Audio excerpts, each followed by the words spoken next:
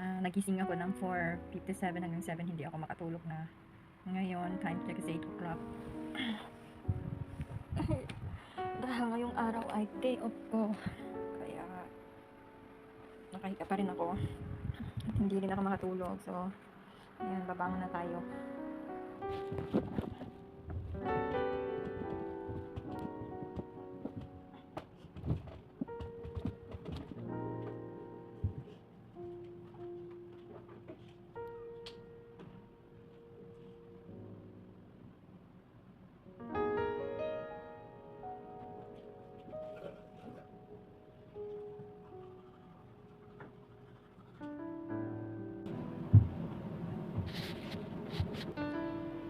Dahil natapos na tayo mag-almusal, ugaliin yung kumain ng kahit konti bago kayo uminom ng kape at saka lumabas ng bahay, guys. Okay? Maliligo na tayo. Dahil ngayong araw ay long day para sa akin because day off ko, so maggagamit tayo ng panty liner para hindi tayo mangamoy. Prepare lang natin to. Ayan, magkipad muna tayo, panty liner.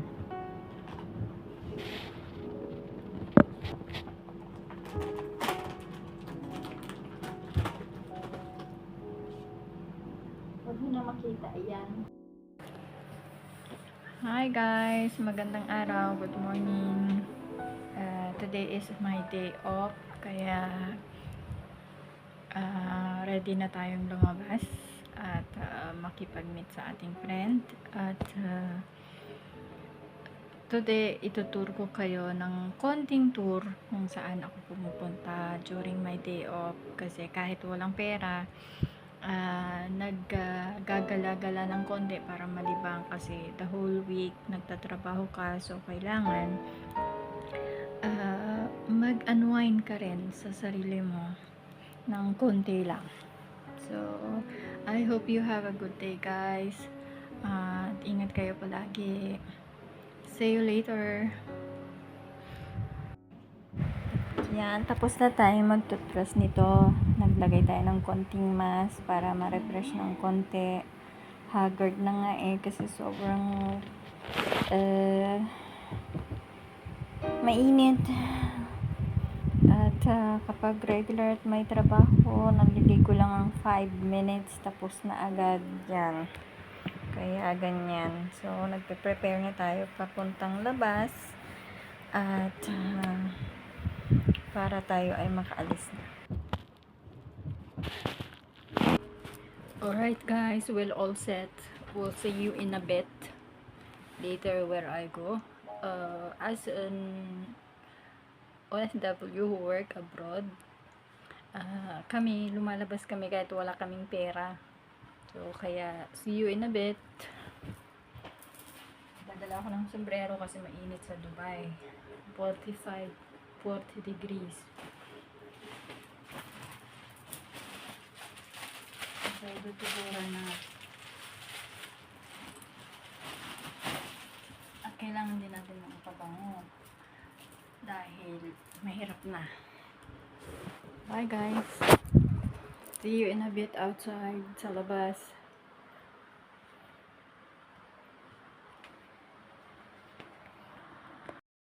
Dahil mainit, kailangan nakasombrero tayo habang naglalakad punta sa bus station.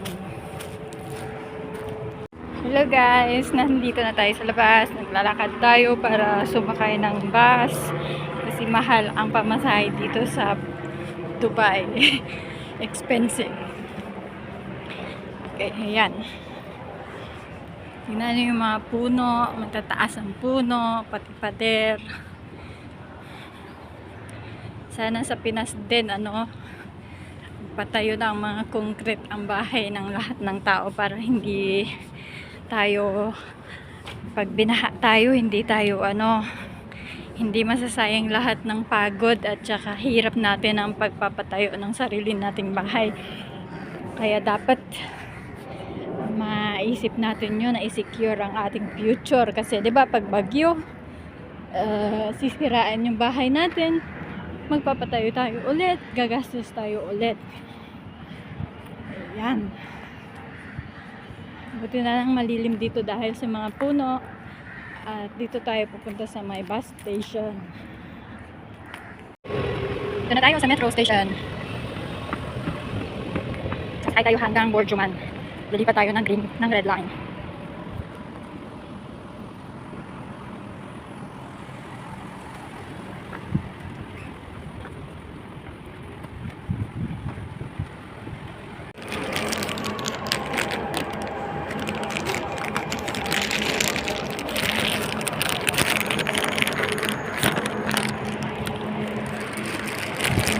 Ayan, dito lang po tayo sa train sa loob. Dito tayo sa girl station. Kasi kapag may boys naman ang dyan maligaw ay may multa ng 200 dirham. Ayan, dito po tayo sa mga buildings. Nakikita ninyo habang ang view ng train. So, yan ang kagandahan ng nakikita ninyo. At higit sa lahat, ang Burj Khalifa na pinakang famous dito sa Dubai.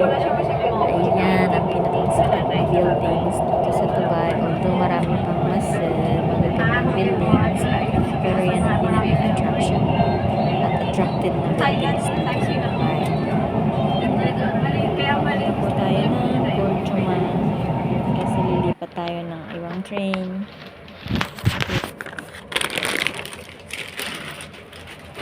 Doors opening. الأبواب تفتح. Two trains إلى القطارات. Doors closing. Ay bago po pala yan ay dumaan muna tayo dito sa Day to Day, ang pinakang sikat na store dito sa Dubai. At dito sa Day to Day magsawa ka tumingin. Ayan, Too much decoration. diba? Oh my God. Napakadami mong mabibili, kulang na lang ay ang perang pangbili. Dito maraming namimili kasi medyo mura at saka marami kang pagpipilian. May bags, lahat ng klase. Kung pwede nga lang bilhin mo lahat yan, kaso hindi pwede.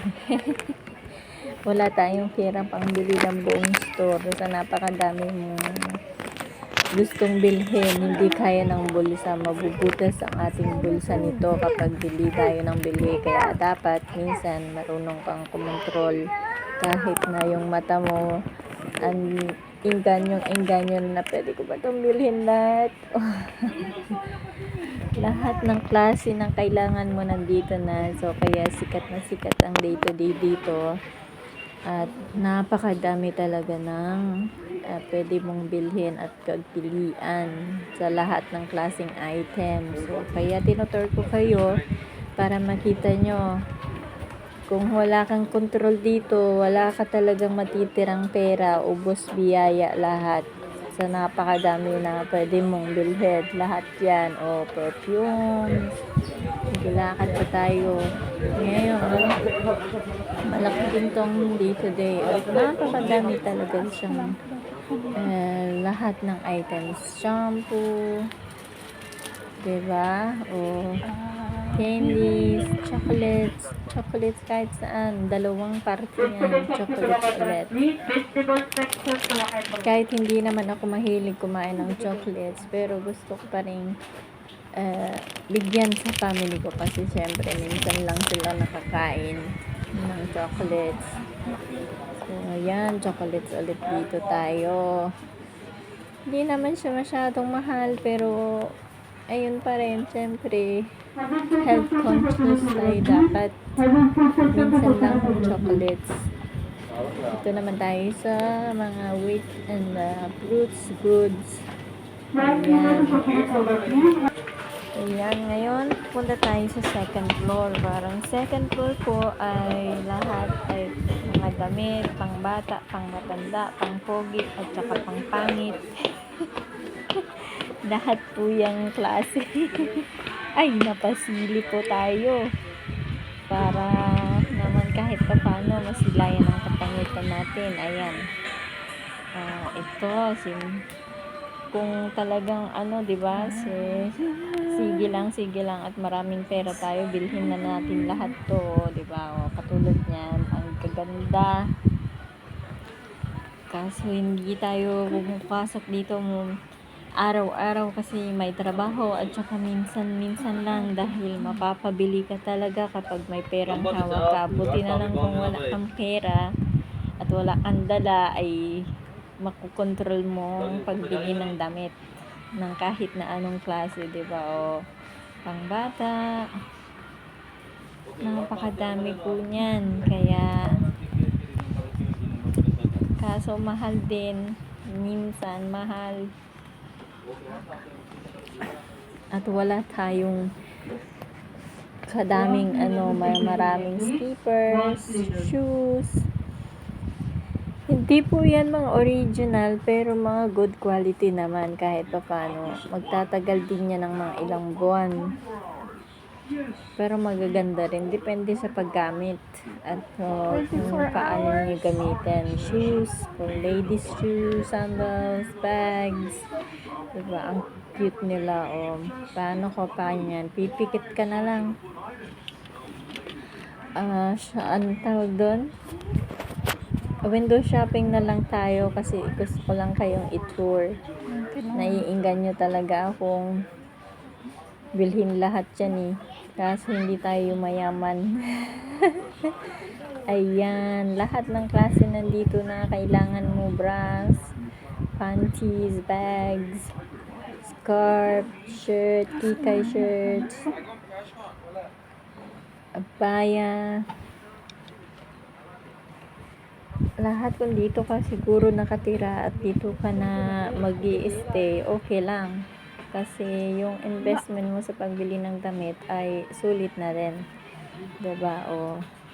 Kompleto lahat yan. Dito lang yan sa Day to Day. At dahil nga magsisimba ako, dito na ako sa Odmeta. At pasok tayo kahit paano ay hingi tayo ng pasasalamat.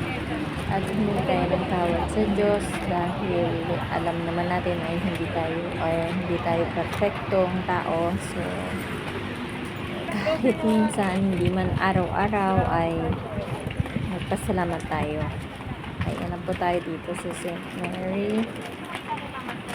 So dadaan lang tayo at magdadasal lang tayo at magpapasalamat. At nakarating na po tayo sa Al Satwa, Manila, Dubai. At ngayon, mag-gym po muna tayo para exercise muna tayo. At ang aim ko po ay magdagdag ng weight at saka magdagdag din ng konting muscle kasi payat po tayo. So, kailangan po natin i-press ng konti yung ating katawan para mag-grow po yung muscle natin kasi yun yung kailangan. So yan, sige lang Leia, kaya mo yan. 10 beses 10 counts at saka kung kaya mo siya ng 15, go for 15 at kung hindi naman 10 lang at saka pahinga tapos 10 lang ulit ng 3 beses. Ayan. Tinatry na po natin yung lahat ng kaya natin para lang ma-improve yung ating body muscle. So, dahil sa Satwa ay mayroong hindi naman sobrang expensive na pag-register kasi ng pasok sa gym kasi naman minsan lang kami nag-gym during Saturday kaya samantalain na at mayroon tayong papasukan na medyo mura at saka isa pa hindi naman kami nag-gym ng isang buong araw so gym lang kami ng mga 1 hour to 2 hours kapag ginanahan 2 hours to 3 hours. Pero yun, kahit paano, maganda rin naman sa katawan kahit medyo after niya masakit yung effect niya, eyelid yung effect niya, masakit ng katawan. Pero go lang, kayang-kaya para ma-improve natin yung weight at saka yung muscle. So, kaya po tayo nag-gym.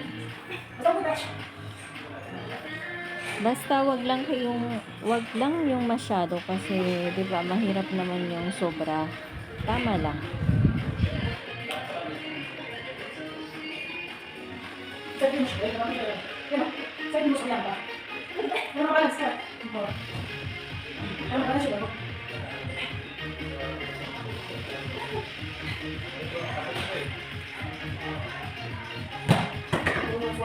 Pahinga lang kapag pagod na at saka masakit na at hindi na kaya.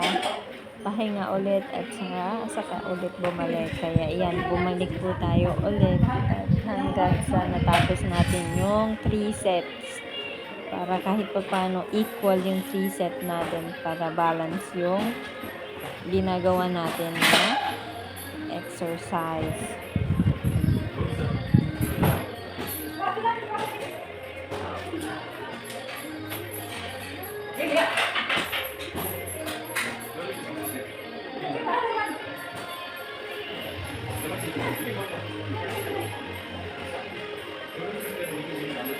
So, ang last destination namin ay sa birthday party at nagkantahan kami. Thank you for watching. I hope you enjoy. Bye!